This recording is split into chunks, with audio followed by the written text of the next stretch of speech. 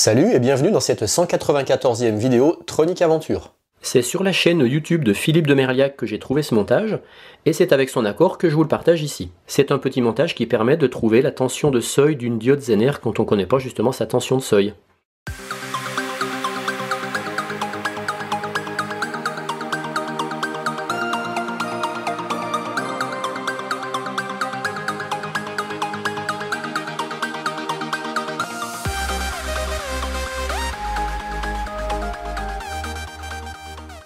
Je mets en route, et ici s'affiche la tension de seuil de la diode Zener qui est ici. Donc ça veut dire qu'ici j'ai une diode Zener dont la tension de seuil est à peu près de 8,2 volts. Pour faire ce montage, il suffit d'utiliser un relais, une diode classique, un condensateur, une diode Zener et un voltmètre. Maintenant, je vous propose de regarder ça de plus près au tableau. J'ai trouvé ce montage très intéressant parce qu'en plus de pouvoir nous permettre de tester une diode Zener dont on ignorerait la tension de seuil, ça va nous permettre de voir comment fonctionne un oscillateur à partir d'un relais. Également, qu'est-ce qui se passe quand il y a une coupure de tension au niveau d'une bobine, ça va créer une surtension, donc ça nous permettra de réviser un peu ce concept-là. Ça permet également de réviser le concept step-up, c'est-à-dire montée de tension dans un condensateur grâce justement en récupérant une surtension ou la coupure d'une bobine. Et puis donc, bien sûr, on pourra mesurer une tension de seuil de notre fameuse diode Zener. Donc pour ça, comme je l'ai dit tout à l'heure, il suffit d'avoir un relais repos-travail, ici, un condensateur qui est là, une diode classique, ici notre diode Zener à tester, et ici un voltmètre qu'on va venir brancher en parallèle ici. Le tout sera alimenté dans une tension en 5 volts, en courant continu. La subtilité va consister à utiliser un relais en mode oscillateur. Alors pour ça, c'est assez simple. En fait, il suffit de faire en sorte que quand le relais est alimenté, il se coupe. Alors pour ça, comment on fait? Là, on voit qu'on a 3 bornes, 1, 2, 3. Là, c'est les mêmes, 1, 2, 3. On les retrouve ici, 1, 2, 3, 1, 2, 3. Eh bien, quand le relais n'est pas alimenté, on voit que c'est la borne 1 qui est reliée à la borne 2. Et dès que le relais est alimenté, la borne 1 et la borne 2 ne sont plus en contact, mais c'est la borne 1 et la borne 3 qui sont en contact. Le relais il est alimenté ici par son côté plus, et on voit que son côté moins, il va être relié ici par la borne 2, et surtout pas par la borne 3. Et dans cette configuration-là, on voit que quand le relais n'est pas alimenté, eh bien c'est la borne 1 qui est en contact avec la borne 2.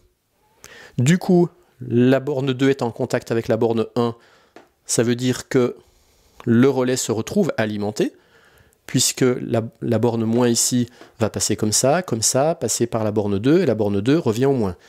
Donc le relais se retrouve alimenté.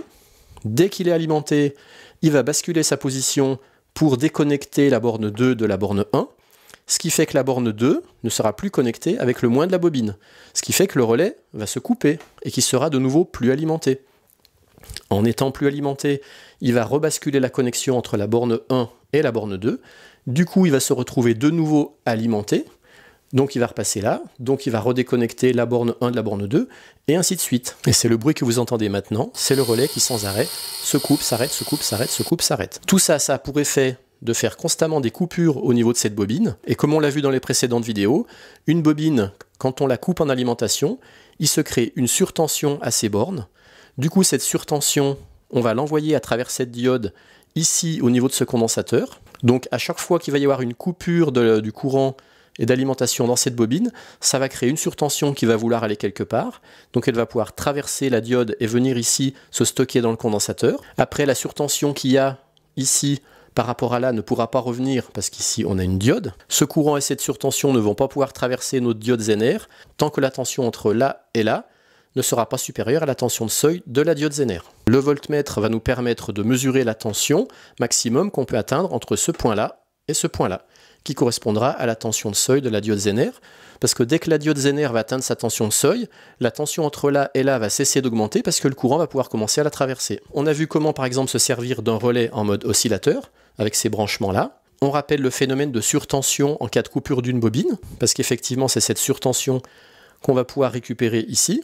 On rappelle également l'effet step-up qui permet d'augmenter une tension, c'est-à-dire qu'à partir d'une tension de 5 volts, on va pouvoir récupérer ici, entre là et là, une tension bien supérieure à 5 volts. Et enfin, à travers ce petit exercice ludique, on voit comment connaître une tension de seuil d'une diode Zener. Dans mon cas ici, j'utilise une diode Zener dont la tension de seuil est de 8,3 volts. Et pour terminer, je vous propose une petite expérience. On va débrancher la diode Zener de notre circuit, ce qui fait que le courant ne pourra plus jamais passer ici. Ça aura pour effet de ne pas limiter la tension qui va s'accumuler ici au niveau du condensateur. Et avec le voltmètre, on va mesurer jusqu'à quelle tension on peut grimper avec une tension d'alimentation seulement de 5 volts. Allez, on regarde ça ensemble. La diode Zener est ici, je la débranche. Et maintenant, je mets sous tension. Et on voit que notre tension grimpe beaucoup plus que tout à l'heure. Là, on arrive déjà à 17 volts. Voilà, on plafonne aux alentours de 18,5 volts. Alors, je rappelle, c'est l'ouverture et la fermeture rapide et répétée de la bobine qui est dans le relais, qui crée cette surtension qu'on récupère et qu'on vient stocker ici dans ce condensateur. Et c'est aux bornes de ce condensateur qu'on arrive à récupérer une tension de 18 volts avec une alimentation seulement de 5 volts. C'est ce qu'on appelle l'effet step-up. Voilà, c'est terminé. J'espère que ce nouveau tutoriel vous aura plu. J'en profite encore une fois pour remercier Philippe de Merliac parce que c'est grâce à lui que j'ai pu faire ce montage. Je mets le lien vers sa vidéo en commentaire sous ma vidéo. Qu'est-ce qu'il y a?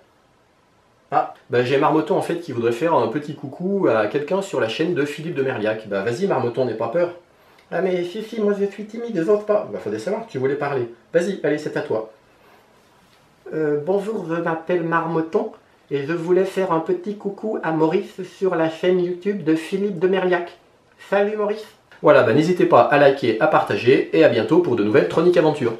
Bon bah tu y es bien arrivé Marmotton. Bah oui, mais moi j'ai peur de parler à la télévision. Mais c'est pas la télévision.